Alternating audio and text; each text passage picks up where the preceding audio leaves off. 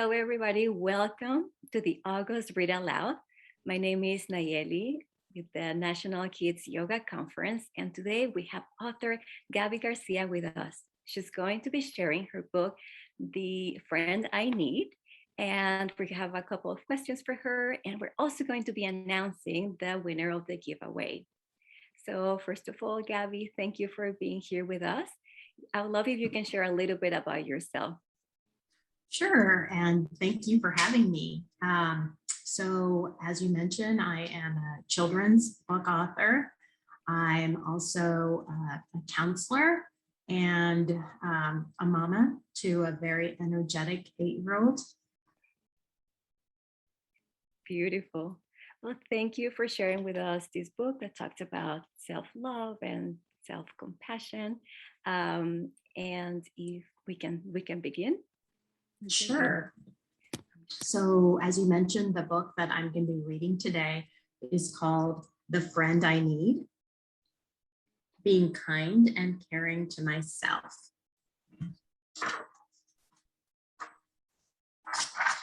Oops. Some days are hard. Today was one of those days. At school, I didn't pass my spelling test, even though I practiced the words all week.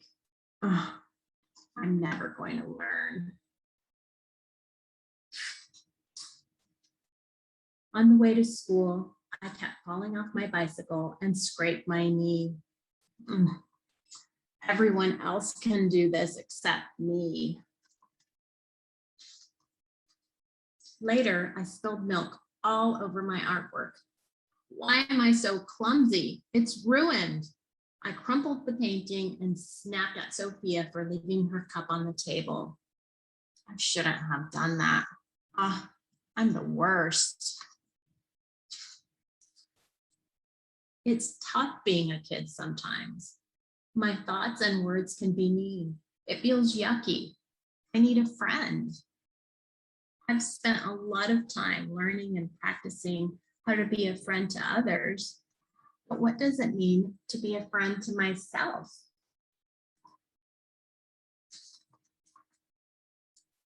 A friend is there for you. When Dara was frustrated and threw her jump rope on the ground at recess because she kept getting tangled, I sat by her side. I listened and waited until she was ready to play again. When I'm angry, disappointed, or having another strong emotion, I don't have to pretend I'm not upset. I can pay attention to what's happening and sit with what I'm feeling until I'm ready to figure out what I need.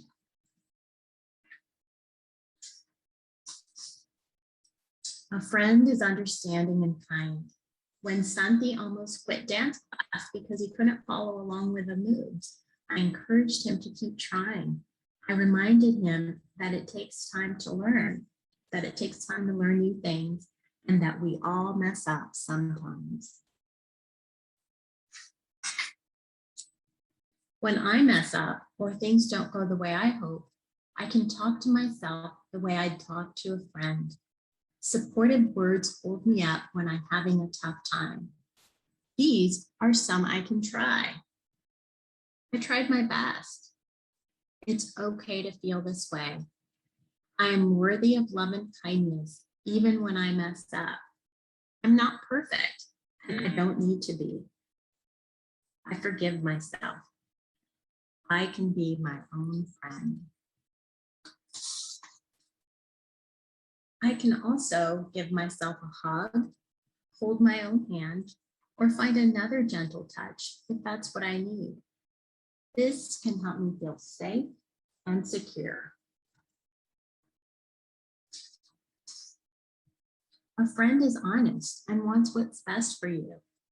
When Malik wanted to sneak in extra screen time during our play date, I said no and suggested an activity his parents would be okay with instead.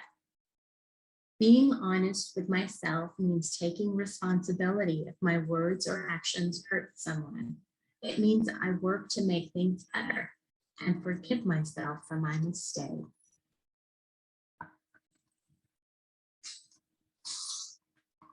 When I stand up for something I believe in, let others know what I need or ask for help on doing what's best for me.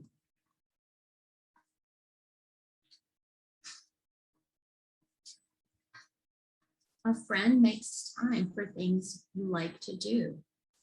Drawing, listening to music, spending time with friends, or being outside are a few activities I enjoy.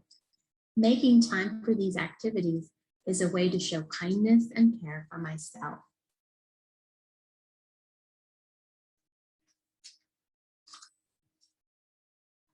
After yelling at Sophia, I ran into my room.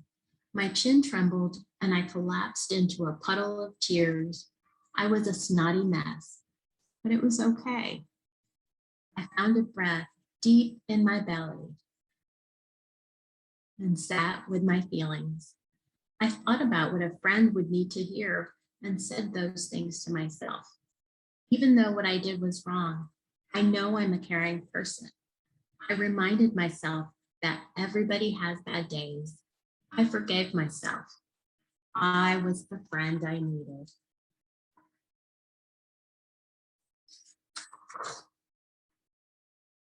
Then I apologized to Sophia for what I did and told her I wanted to make things better. She accepted my apology and asked if I wanted to work on an art project together.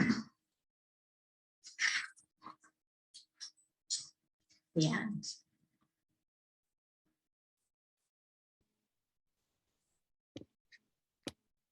This was beautiful. Thank you, Gabi, for Thank sharing you. this book.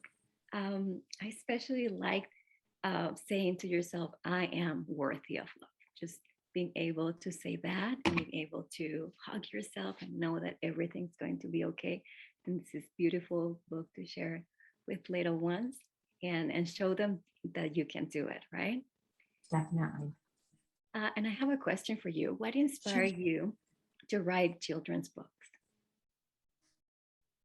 What inspired me? Well, I worked in the public schools for many years, for 21 years, primarily as a counselor.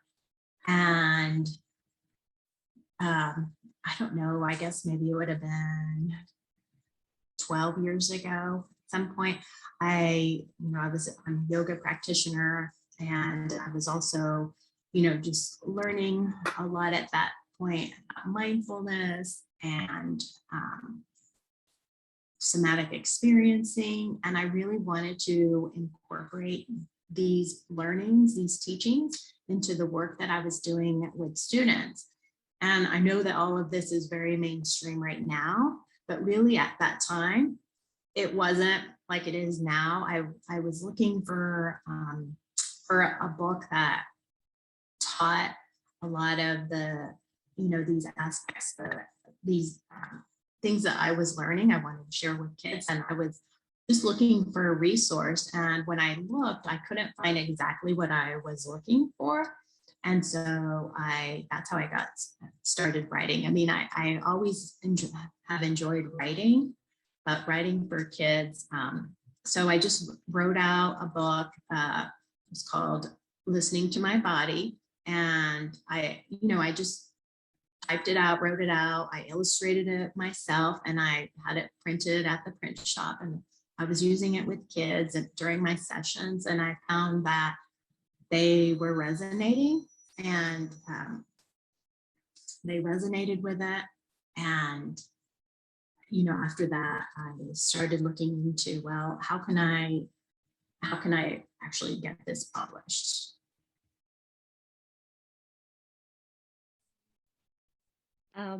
Well, I'm sure there are other yoga teachers, yoga and mindfulness teachers that would also like to share and write a book like you. So could you share with them, with all of us, where do you find creativity and inspiration?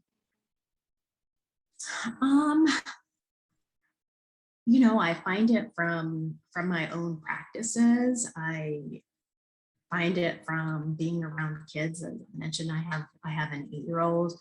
I talked about working in the schools. So, all of that has helped influence the sorts of things that I write about. Honestly, also during this pandemic, these last 18 months, just being aware of how all the stress of all of this has impacted children's mental health. So, I think just being aware of that impact, and for myself, for my daughter, for her friends, for other kids, that's definitely a source of inspiration for me. Beautiful. And what's your most important tip to share aspiring children's book authors about the publishing process? If you could share one. Well, I would say, write from your heart. I think that there is room for everyone's voice out there. So if you have something to share, share it. Thank you for the encouragement. Yeah. Your book is a great resource to use to talk about positive self-talk. Outside of your book, what's one of your favorite activities or ways to teach kids about positive talk?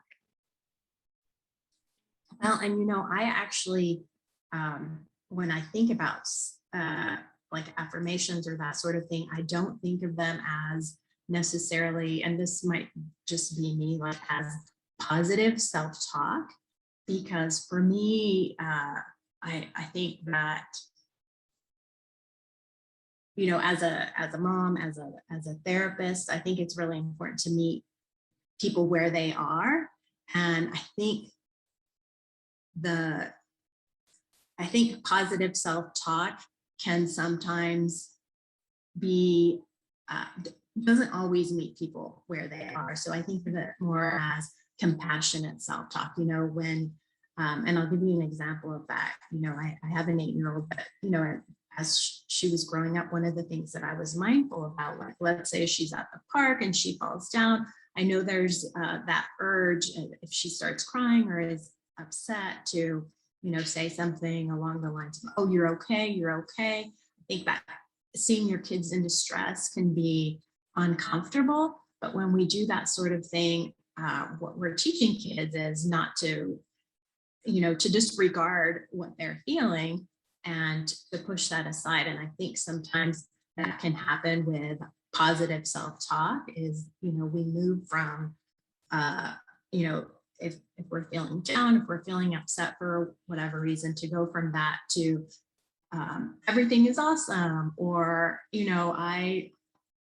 I'm amazing. So I think of it more as compassionate self-talk.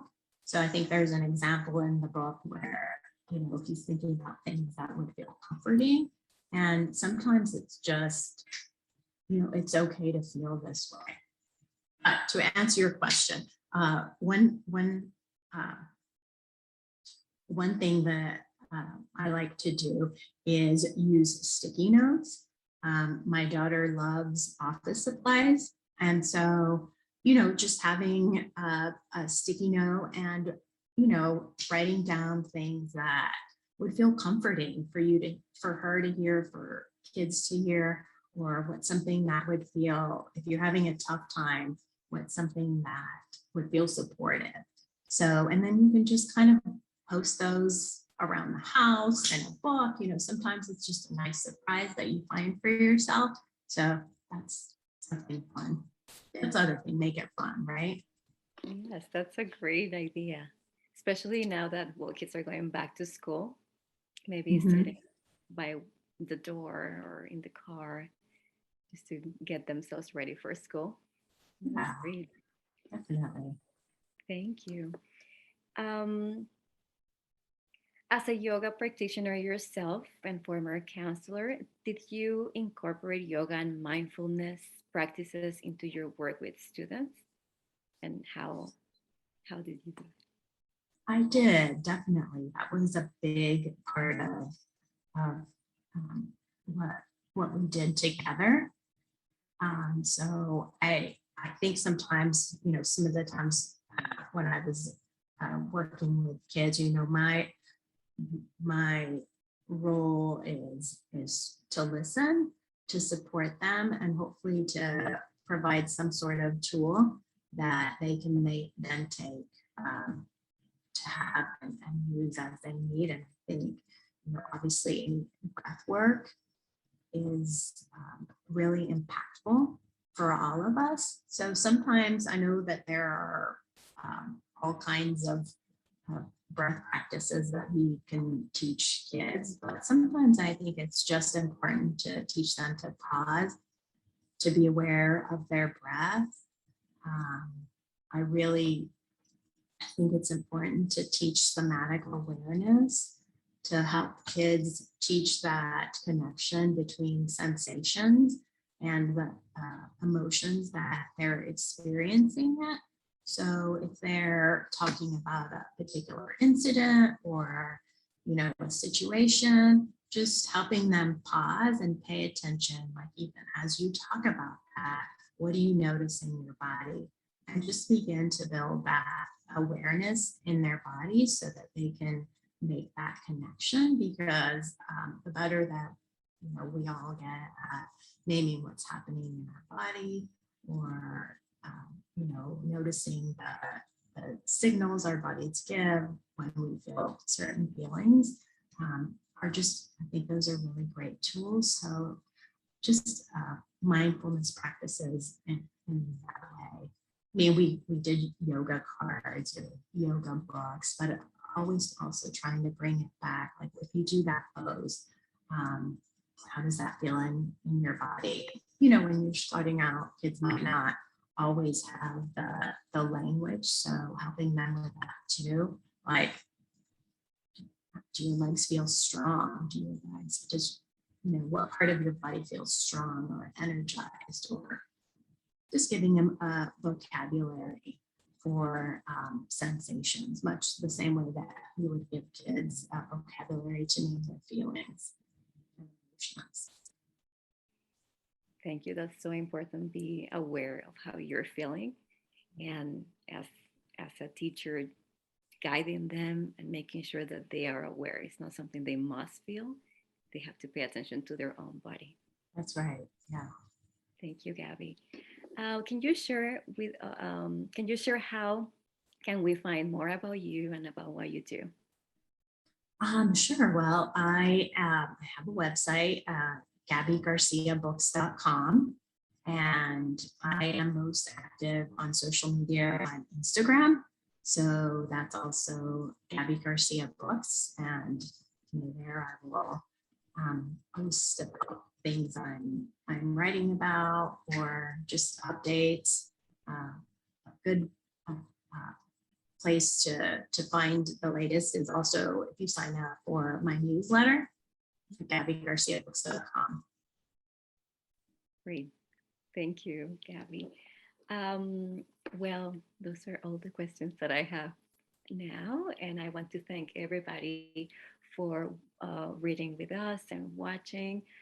We do have the giveaway winner of Gabi has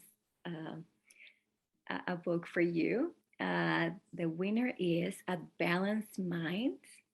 So you're going to receive an email, and congratulations. Yes, congratulations. Thank you so much for joining us today.